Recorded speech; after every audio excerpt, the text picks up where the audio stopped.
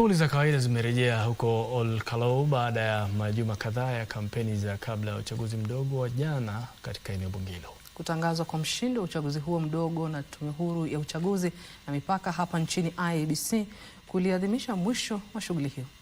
Everson Maina alikuwa maeneo haya.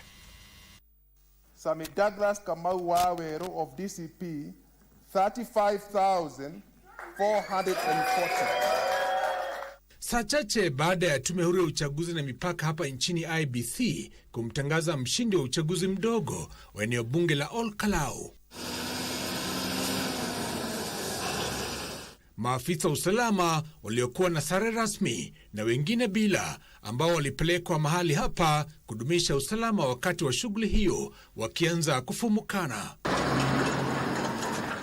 Maafisa kutoka idara ya polisi ambao wamekuwa kikita kambi katika shule ya Salit ili kupelekwa katika vituo mbalimbali vya upigaji kura.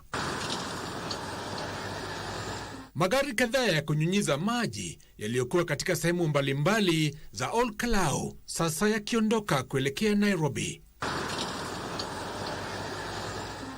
Punde mji huu ukarejelea hali yake ya kawaida.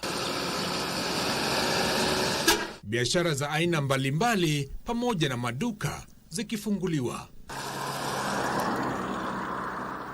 Hata hivyo, kizuizi cha barabarani kilichowekwa kwa ajili ya ukaguzi wa kiusalama katika eneo la Captain Center kwenye barabara ya Gilgil Ol Kalou bado kilikuwa kinahudumu wakati uchunguzi huu saa 8:30 alasiri. Baada ya uchaguzi mdogo wa eneo bunge la Ol Kalou kukamilika, mamia ya maafisa wa polisi waliotumwa kuweka usalama hapa pia wamekamilisha kibarua na sasa wameanza kuondoka wakielekea vituo vyao vya kufanyia kazi.